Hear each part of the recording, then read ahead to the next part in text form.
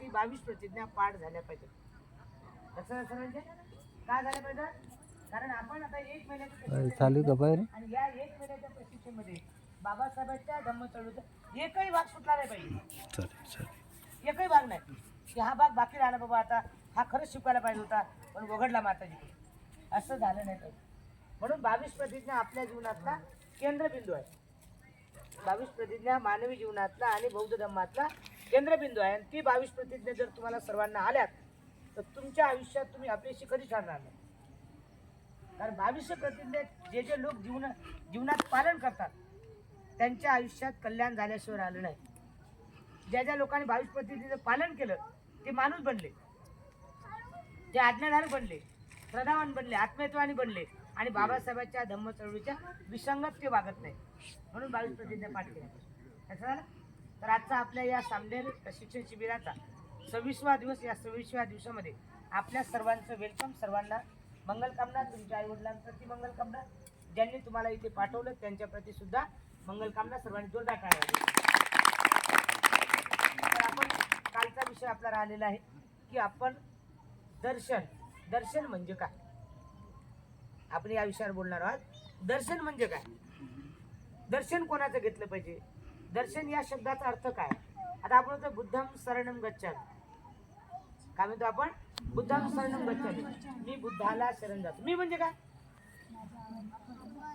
आपल्यातला गर्व, आपल्यातला अहमपणा, आपल्यातला वाईट विचार, याला आपण नतमस्तक करायला लावतो. कोणाला? स्वाखातो भगवता धम्मो धम्मं नमस्सामि.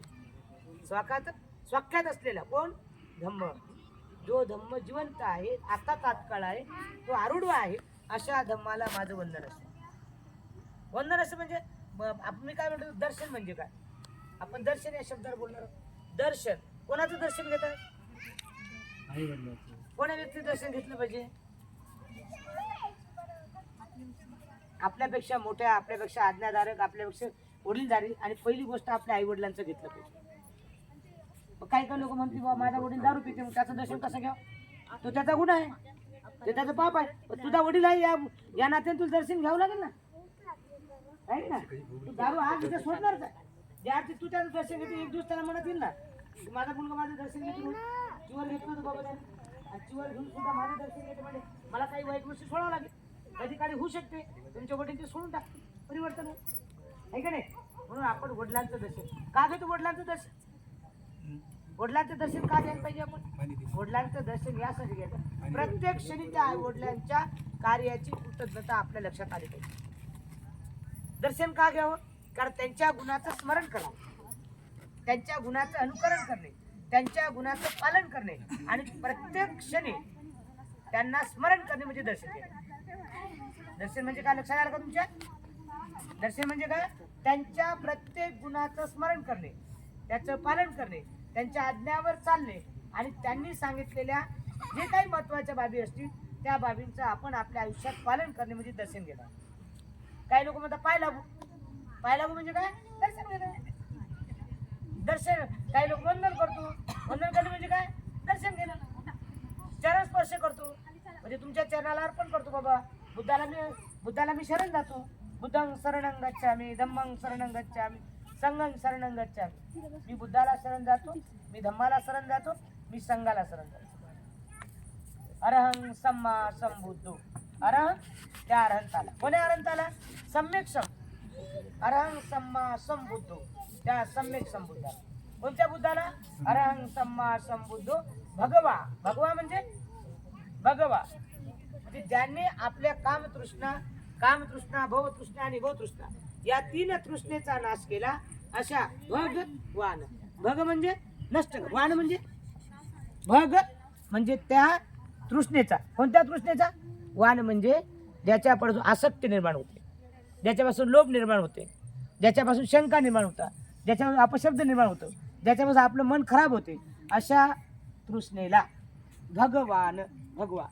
अरहं सम्मा संबुद्धो भगवा बुद्धं. बुद्धं म्हणजे जे शिलाचं नीतिमत्तेचं पालन करतात, विनयाचं पालन करतात अशा सत्पुरुषाला. अरहं सम्मा संबुद्धो भगवा बुद्ध भगवंतं. भगवंतं त्या भगवंता. कोण्या भगवंताला? ज्यांच्यामध्ये संपूर्ण गुण आहे. भगवंत अभिवादेमी. अभिवादे वंदन करतो, शरण जातो, पाय लागू, चरण स्पर्श, हा जो शब्द आहे. म्हणून भगवान बुद्ध म्हणतात, बाबासाहेब म्हणतात की आपल्या आयुष्यामध्ये ज्या लोकांचं आपण वंदन करतो तो आपल्या स्मरणात असला पाहिजे. आज जगातले लोक बाबासाहेबांचं वंदन करतात. जर पुतळा असेल त्याच्या लक्षात नसेल तो भाग वेगळा आहे, पण त्याला स्मरण, अरे पुतळा होता मी वंदन नाही केलं, फील झाले सारखं. का? वाय? त्यांनी म्हटलं का आपल्या वंदन कर.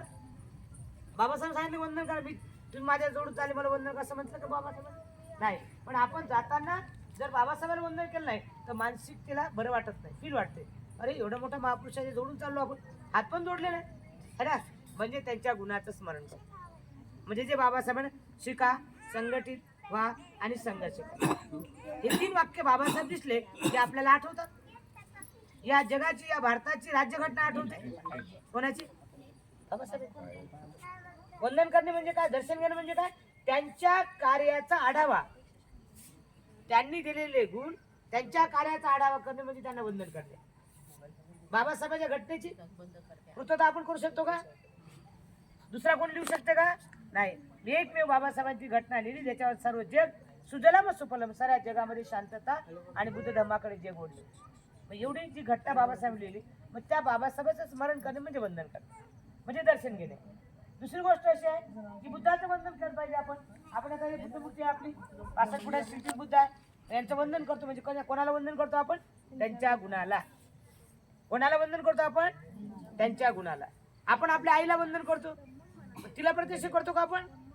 नाही. ती आपल्यासाठी तास कष्ट करते, आपला सांभाळ करते, आपल्याला मोठं बनवते, आपल्या मोठ्या पदावर नेते, आपल्याला शील चारित्र्याचं संवर्धन करते, आपलं रक्षण करते, आपल्याला योग्य त्या मार्गावर वाटेवर लावते. आणि म्हणून तिच्या गुणाचं स्मरण करणे म्हणजे वंदन करणे. ओढलं अथात कष्ट करतात, ते बन्यान फाटले तर कळत नाही, पायातला बूट फाटला तर कळत नाही, आहे का नाही, आजारी पडला तर कळत नाही का, तर माझ्या मुलाचं कल्याण झालं पाहिजे. मग आपण काय दर्शन घेतो? कारण त्यांच्या गुणाचं स्मरण करण्यासाठी, त्यांच्या कार्याची आठवण असण्यासाठी आपण त्यांचं वंदन करतो. आणि म्हणून आपल्याला या जगात जगत असताना मोठ्या माणसाचं, मी त्या दिवशी एका पहिल्या क्लासमध्ये सांगितलं की सकाळी शाळेत जाताना आई वडिलांचं वंदन करून जावं. सांगितलं ना सर्वांना? काय सांगितलं मी? आई वडिलांचं दर्शन घेतलं पाहिजे, आई वडिलांचं वंदन केलं पाहिजे. का केलं पाहिजे? का केलं पाहिजे? कारण ते आपलं लालन पालन करतात, आपल्याला अन्न पाणी पुरवतात, आपल्याला कपडे लत्ते पुरवतात, आपल्या सर्व इच्छा पूर्ण करतात. आणि आपल्याला एवढा मोठा बनण्याचा परिश्रम कोण घेतात? आई वडील. म्हणून त्यांचं वंदन केलं पाहिजे, त्यांचं स्मरण केलं पाहिजे. त्यांनी दिलेल्या वाक्याचं ब्रीद वाक्य आपल्या लक्षात ठेवलं पाहिजे. ते आपल्याकडून नाराज होणार नाही याची काळजी घेतली पाहिजे. त्यांना जाऊ तुम्हाला काही कळत नाही असं बोलायला नाही पाहिजे. आज तुम्हाला कुठं कळते काय? आजच्या जमान्यात काय कळते तुम्हाला? आपण म्हणतो ना काय लोक बोलतात, तुम्ही का बसा तुम्हाला काय कळते, तसं म्हणायचं नाही. आई वडिलांना आपण तसं बोलायचं नाही. तुम्ही गबस असं नाही म्हणायचं. आपल्या वडिलांनी सांगितलं निमूटपणे ऐकायचं आणि त्याच्यावर काय योग्य मार्ग त्यांच्याकडून सल्ला घ्यायचे, बरोबर आहे. म्हणजे त्यांचं वंदन करणे, म्हणजे त्यांचं दर्शन घेणे, त्यांचं स्मरण करणे. म्हणून आपण आज आपल्या या सामनेरी बेसिक प्रशिक्षणमध्ये दर्शन घेणं म्हणजे काय, वंदन करणे म्हणजे काय, या विषयावरती आपण चर्चा केली. किती लोकांना वंदन करणे, दर्शन घेणं कळालं सांगा? उद्या जर विचारलं तुम्हाला कळेल? सांगता येईल? मला नाही कळायला? नाही का बरं? सांगा काय कळालं नाही मला सांगा. आपल्या बुद्धांचं स्मरण करणे, त्यांच्या विचाराचं स्मरण करणे आणि त्यांच्या विचारावर चालले म्हणजे त्याचं वंदन करणे. एखादा माणूस असा लोटावून दर्शन घेत असेल आणि बुद्धाच्या विसंगत वागत असेल, ते दर्शन आहे का? एखादा माणूस लय असं सकाळी उठून चंदन बंधन डोक्याला लावून बघत नाही आणि दिवसभर खोटा बोलत असेल, ते दर्शन आहे का? हा मला सांगा बरं. एखादा माणूस दिवसभर पांढरे शुभ्र कपडे घालला आणि कोंबडा कापत असेल, ते वंदन आहे का? नाही ना. मग वंदन कशाला म्हणतात? की तो जसा बाहेर आहे तसा आतमध्ये आहे, त्याचं पालन करते, त्याला दर्शन असं म्हणतात, त्याला वंदन असं म्हणतात. आणि ते वंदन आपण आज शिकलो, लक्षात आलं? म्हणून त्याला वंदन म्हणतात, त्याला दर्शन म्हणतात, त्याला पाय लागू म्हणतात, त्याला स्मरण स्पर्श म्हणतात, परत आणखी त्याला चरण स्पर्श म्हणतात, त्याला शरण जाणं असं म्हणतात. मी बुद्धाला शरण जातो, मी धम्माला शरण जातो, द्वितीयंपी तृतीयंपी. पहिल्यांदा बुद्धाला शरण जातो, दुसऱ्यांदा बुद्धाला शरण जातो, तिसऱ्यांदा बुद्धाला शरण जातो, तृतीयंपी तृतीयंपी बुद्धाला शरण जातो, तृतीयंपी मी धम्माला शरण जातो, तृतीयंपी मी संघाला शरण जातो. हे 3 वेळ ते म्हणतो आपण. त्याचं कारण की माझ्यातला जो गर्व आहे, माझ्यातला जो अहंपण आहे, तो मी बुद्धाच्याकडे शरण जातो. मी बुद्धाला शरण अर्पण करतो. मी बुद्धाला पायामध्ये चरणात लीन होतो. बुद्धांकडे मी माझं अर्पण करतो. काय अर्पण करतो? मग राग असेल, अहंपणा असेल, दुःख असेल, वेदना असेल, भावना असतील, जे काय असेल ते आपण बुद्धापुढे अर्पण करतो. लक्षात आलं? दर्शन म्हणजे काय? दर्शन कशासाठी वापरतात? दर्शन का घ्यावं याचं महत्त्व आपल्याला कळालं सर्वांना? कळालं? बरं. सर्वात दुसरं आता आपण एक पॉईंट बघणार आहोत. आपण इथं आपण थांबणार. आता आपण दुसरं हे करणार आहोत की भगवान बुद्धाने जे काही धम्म आपल्याला दिला, तो धम्म आपला केंद्रबिंदू आहे. त्याला आपण तराजू म्हणतो. काय म्हणतो आपण? तराजू माहिती आहे का? किती लोकांना माहिती आहे तराजू? वा, गुड. सर्वात जोरदार टाळ्या वाजवा. याचा अर्थ तुम्ही साखर बिकर तेल बिल विकत आणता है ना, मग ते तराजू असतो. असं ना, मग काय करतो तो? इकडे पावभर टाकलं का तिकडे पावभर दगड टाकतो. टाकते का? कसं टाकते? वजन समतोल होण्यासाठी ना. म्हणजे तराजू काम काय करते? समतोल करते. मग तशा पद्धतीने आपल्या जीवनामध्ये पुण्य आणि पाप याचं समतोल करावं लागतं. तुमच्या एखाद्याला नाही पुण्य झालं, ते पाप काय होते? असं होते ना, किंवा मग असं होते, होते की नाही? ते असं झालं तरी जीवन चांगलं जगता येत, आणि असं झालं तरी जीवन चांगलं जगता येत. मग जीवन असं झालं. भगवान बुद्ध म्हणतात मध्यम मार्ग. याला काय म्हणतात? मध्यम मार्ग. मग मध्यम मार्गाचं बुद्धाने उदाहरण काय दिलं? विनाचं उदाहरण दिलं. विना माहित आहे का? म्हणते तुम्हाला विना माहित आहे का? विना विना म्हणजे काय?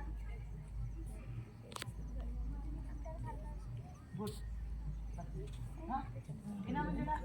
मराठी भाषेत त्याला चोंडक म्हणतात. मराठी त्याला काय म्हणतात? चोंडक. त्याला दुसऱ्या भाषेत विना म्हणतात. बरोबर आहे? मग ते चोंडक कसं असते माहिती आहे का? जर तुम्ही जास्त हे केलं, सैल सोडलं, डब डब डब डब डब डब आवाज येतो. जर जास्त त्याला ताणलं, टंग टंग टंग टंग टंग टंग टंग टंग आवाज येतो. असं आलं तुमच्या? सैल सोडलं, डब डब डब डब आवाज येतो. जर लय ताणलं, टंग टंग टंग आवाज येतो. जर तोच विना जर तुम्ही मीडियमवर लावला, त्याचा आवाज गोड आणि मधुर आवाज येतो. लोक डुलतात त्या आवाजावर, आहे का नाही? 2 मिनिटं धर नाही. त्या तोंडक्याच्या आवाजावर डुलतात. मोठाने वाजवलं तरी डुलतात लोक, म्हणजे मीडियम. पण भगवान बुद्धाचा धम्म त्या विनासारखा आहे, त्या तोंडक्यासारखा आहे. तो जास्त ढबढब सोड, जास्त जर सैल सोडला तर ढबढब आवाज येईल, जास्त तंगला तर तुटून जाईल, आणि मीडियम जर ठेवला तर तो तुमच्या जीवनाशी उपयोगात पडेल. धम्म बडा बलवान. हा तराजू आपल्याला आता जीवनात तुम्हाला घेऊन जायचा आहे. भीमटेकडीचा तराजू. कोणता तराजू? भीमटेकडीचा धम्म बल तराजू. हा तराजू तुम्हाला घरी न्यायचा. कोणी रागवलं तर डोळे वाचायचे नाही, कोणी हाकलून दिलं तर गाल फुगवायचे नाही, है ना? नाहीतर मग आम्ही 1 महिना गेलो होतो, तुम्ही चांगलं खाल्लं, आम्ही तिकडे होतो, तुमची तर मजा झाली, असं नाही, आहे का नाही? तुम्हाला काही लोक चिडवतील ना, पण आहे का नाही? बरं झालं 1 महिना गेली होती तर. तसं नाही. आपला तराजू म्हणजे धम्मबल हे समान ठेवा लागेल. कसं ठेवा लागेल समान? जर तुम्हाला कोणी टोचलं, रागाने बोललं, डोळे वासून बोलले, हाकलून दिलं, अपमान केला, मी काय लहान आहे का? है ना? आपल्यामध्ये अहंपणा लगेच जागी होतं. मी का तिच्यापेक्षा कमी आहे का? मी काय गरीब आहे का? मी तिला दाखवून येते. अरे तिला दाखवले, तुलाच बघावं लागतं तिला दाखवायपेक्षा. भगवान बुद्ध काय? मी तिला दाखवून येते. काय दाखवू तिला? तुझंच नाही, तू बघत तिला काय दाखव? आहे का? काय काय लोकांना गर्व, मी बघूनच घेईल तिला. काय बघायचंय? भगवान बुद्ध म्हणतात, जेव्हा तुम्ही म्हणता मी तिला बघून घेईल, तुमच्याकडे 4 बोट आहेत, तुम्ही 4 पट तुम्हाला बघून घेता, तिला एकाच पटीने बघता. पण हे जे बोलण्याच्या पद्धती आहे हे आपल्या फार चुकीचं आहे. कोणाला असे जे म्हणतात आम्ही बघून घेऊ, त्यांना सांगून देऊ, किंवा मग त्यांचं आमचं काही नसते. जीवनामध्ये आयुष्यामध्ये जगत असताना मुंगीचं सुद्धा काम पडतं. कोण कुठल्याच गोष्टीचा गर्व करू नये. रूपाचा गर्व करू नये, पैशाचा गर्व करू नये, संपत्तीचा गर्व करू नये, बंगल्याचा गर्व करू नये, सर्व्हिसचा गर्व करू नये, त्याच्यानंतर तिच्या केसाचा गर्व करू नये, ज्ञानाचा गर्व करू नये, या गोष्टीचा गर्व करू नये. भगवान बुद्ध म्हणतात गर्वाचे घर खाली असतात. लक्षात आलं का तुम्हाला? भगवान बुद्ध काय म्हणतात? काय म्हणतात? गर्वाचे घर खाली. आणि म्हणून गर्व बाळगू नये. जे लोक गर्व बाळगतात त्यांच्या आयुष्यात कुठलंही ते कमावू शकत नाही. हातातला आहे ते निघून जाते. तुम्हाला कोणीच काही देत नाही. कहा गया कहा नाही. हे दुपारनं तेल गेलं, तूप गेलं. तुम्हाला माहिती आहे का ते उदाहरण? हाती तूप गेलं, तूप गेलं, तेल गेलं, हाती दुपारनं आलं. माहिती आहे का? हे ग्रस्त होता, तो ग्रस्त म्हणून दुकानमध्ये गेला. तो म्हणला अरे काय हे चांगलं आहे का गाड्या, खालचं सारं घाण आहे म्हणे. मग खालचं घाण आहे म्हणून त्यानं वर केलं. वर होतं तूप, ते गेलं खाली. मग ते म्हणे अरे तुला ते सांगितलं होतं ते तूप खाली जाईल. मग आता म्हणे तेल घे. मग त्यानं केलं खाली, तूपही गेलं. तेलही गेलं, तूपही गेलं. हाती दुपारनं आलं. म्हणून ऐकावे जनाचे आणि करावे मनाचे. ऐकावे जनाचे आणि करावे. जनाचं निश्चित ऐकायला पाहिजे, पण त्याच्यावर आपण डिसिजन घ्यायचं असते. शांत मनाने कुठल्याही गोष्टीचा निर्णय घेताना 10 वेळ विचार केला पाहिजे. बुद्धीच्या कसोटीवर घातलं पाहिजे. लगेच तोंडात आलं पटकन बोललं, मला राग आला म्हणून बोललो नाही. सायलेंट पद्धतीने समोरचा बोलल्यानंतर एक 10 मिनिटं 15 मिनिटं त्याचा विचार करायचा. हा कशासाठी बोलला, तर काय मिनिंग आहे, आणि मग त्याच्यानंतर त्याचं उत्तर द्यायचं. तसं उत्तर द्यायचं नाही, तसं बोलायचं. आणि जे लोक डायरेक्ट मनात आलं, डायरेक्ट मनातला शब्द बोलले, काय होते, काय होते त्याच्यामुळे काय होते, आपलं स्वतःचं मन दुखते आणि ज्याला बोललो त्याचं सुद्धा मन दुखल्या जाते. लक्षात आलं? आणि म्हणून आपल्या शब्दामुळे इतरांचं मन दुखणार नाही याची काळजी करायची. आपलं तर दुखणारच नाही, पण इतरांचं दुखणार नाही याची आपण काळजी करणं अत्यंत गरजेचं आहे. तर आज आपण या ठिकाणी तराजू हा आपल्या जीवनातला मोठा केंद्रबिंदू आहे. मग कोणता तराजू आहे, तर धम्मबल आहे. मग धम्मबल कोणतं आहे? बुद्धं शरणं गच्छामि, धम्मं शरणं गच्छामि आणि संघं शरणं गच्छामि. हे आपल्याला तराजू आपला आहे आणि त्या तराजूच्या मापाने आपल्याला जगायचे. त्या तराजूमध्ये जास्त वजन इकडे टाकलं तरी हे उलटते आणि इकडे जर कमी टाकलं हे उलटते. म्हणून आपल्याला मीडियम चालायला लागेल. पण आपल्याला विपश्यना करावं लागेल. घरी गेल्यानंतर सकाळ आणि संध्याकाळ विपश्यना केली पाहिजे. लक्षात आलं का? विपश्यनामुळे काय होते, माइंड शांत होते, स्मरणशक्ती वाढते, आजार दुःख पचवण्याची ताकद निर्माण होते आणि आपण स्ट्रॉंग बनतो. आपल्यावर आक्रमण कोण करते? मारसेना करते. त्या मारसेनेला बंद करण्यासाठी, मारसेनेला ताब्यात घेण्यासाठी, मारसेनाचं अपहरण करण्यासाठी आपल्याला विपश्यनेची गरज आहे. विपश्यना केली पाहिजे. जे लोक विपश्यनेचा कटाळा करतात, विपश्यनेवर झोपतात, विपश्यनेवर उठून जातात, ते तुमचं नुकसान आहे. विपश्यना केलीच पाहिजे. जर 24 तास तुम्हाला हार्डवर्क करायचं असेल, विपश्यना करा. आणि जे लोक विपश्यना करतात त्यांच्या जीवनामध्ये सुख आल्याशिवाय राहत नाही. हे डायरेक्ट पळत येत नाही, ते मिळवावं लागते. सतत प्रयत्न करावे लागतात आणि तेव्हा ते मिळत असते. म्हणून आजच्या आपण या प्रवचनामध्ये बौद्ध धर्मातला तराजू आणि वंदन का करावं, दर्शन म्हणजे काय, हे आपण आजचा पॉईंट यामध्ये शिकलेलो आहोत. आज आपल्या प्रशिक्षण शिबिराचा 26वा दिवस आहे. सर्वांनी जोरदार टाळ्या. आता आपल्याकडे फक्त 4 दिवस बाकी राहिलेले आहेत. किती? 4 दिवस राहिले. 4 आरे सत्य म्हणजे 4 दिवस राहिले. 4 आठवडे, 3 आठवडे, 2 आठवडे, 1 आठवडा आणि आता फक्त 4 दिवस राहिले. 4 दिवसात तन मन धनाने राहिलेल्या गोष्टी पूर्ण करायच्या आहेत. ते झाल्याच पाहिजेत. आता काही माझ्याकडून विषय राहिला असेल तर मला सांगावं की माताजी या विषयावर तुम्ही बोलला नाही किंवा हे विषय आम्हाला अवघड जाते, या विषयावर तुम्ही सांगा. उद्या सकाळी तुम्ही सांगसाल त्या विषयावर मी बोलेन. उद्याचा दिवस तुम्ही आज विचार करा की हा विषय आम्हाला अवगत झाला नाही किंवा हा विषय आम्हाला समजला नाही किंवा हा विषय मला कळाला नाही, तर उद्या सकाळी त्या प्रवचनामध्ये मला सांगा. त्या विषयावर मी रिपीट घेईल आणि सांगेन. परत मग आता तुमच्याकडे 2 दिवस राहिले. त्या 2 दिवसात बरेचसे कामं करायचे आहेत. तर आपल्या सर्वांना मंगलकामना देतो, शुभकामना देतो. सर्वांनी हात जोडायचे, आशीर्वाद घातल्याने आपण या ठिकाणी थांबण्याचा प्रयत्न करू. सभेन्ति यो युवजन्तु सभरोगो विनाशतु माते भवन्त्वन्तरायो सुखी दीर्घायुको भव आयु आरोग्य संपत्ति सग संपत्ति में वाचो ततो निब्बान संपत्ति मिनाते समे जतु साधु साधु साधु नमामि धम्मं नमामि संघं नमामि. आपण सर्वजण इथे थांबा, आपल्याला ते सापडेल. वंदन करा.